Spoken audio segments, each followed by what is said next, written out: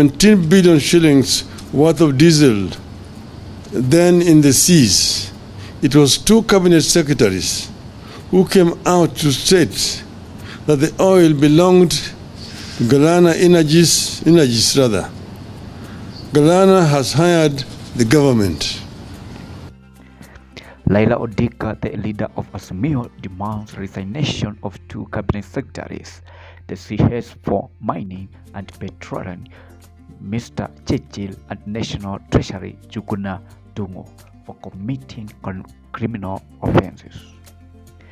According to him, they have stolen money and they must resign and also be prosecuted.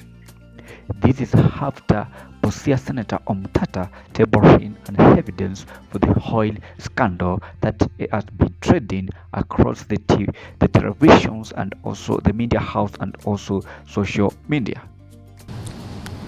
Over this same weekend, however, Busia Senator Honorable Omtata tabled evidence of the government withdrawing 42,965,290,402 shillings from the consolidated fund without the authority of Parliament and spending it on what it called subsidies to private financial enterprises. The senator tabled evidence that in June 2023, at the closure of the financial year 2022-2023, the National Treasury withdrew 17,222,718,630 shillings to subsidize private financial enterprises.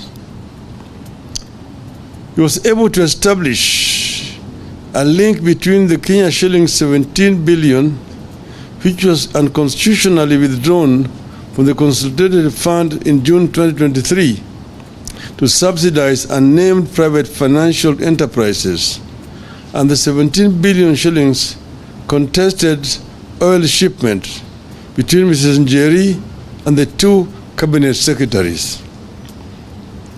I concur with Senator's suspicion that Njeri is the private financial enterprises funded by the Kenya shillings 17 billion illegally from the consolidated fund and received by the Ministry of Petroleum and Mining. The CS for Energy and Petroleum, Mr. Chirchir, and National Treasury, CS Njuguna Ndungu, have certainly committed criminal offenses, abused office, and gone against the Constitution. They stole money from the consolidated fund in addition to spending money way above what Parliament approved. They must not only resign, they must also be prosecuted. I want to speak today both to the cartels and the executive, who it appears are joined at the hip. The oil firms, the National Assembly majority leadership, and the CS David Chirchir. According to the Azimio, these two CS, they are involved in this scandal and they must refund the government and also resign.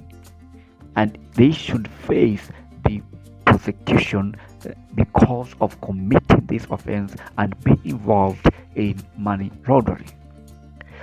So they must go away from the government, and government should take all the measures to ensure that everything it is in order. Now, this scandal has been happening not only now, but in the previous government. We have seen many things happening, especially when it comes to corruption. We remember once President the former president Uhuru Kenyatta was being interviewed, and he said that every day the government loses 2 billion shilling, meaning that there is a lot of corruption which is happening in the government that the citizen they cannot understand, and even the government is unable to take care of that. That's why now the opposition leaders they have woken up, and now they demand all the corruption which is happening in this government of President Ruto to resign and also be prosecuted. The Asmio leader says that this government is misusing citizen money on things which are not important, instead of prioritizing things like food and other things like security.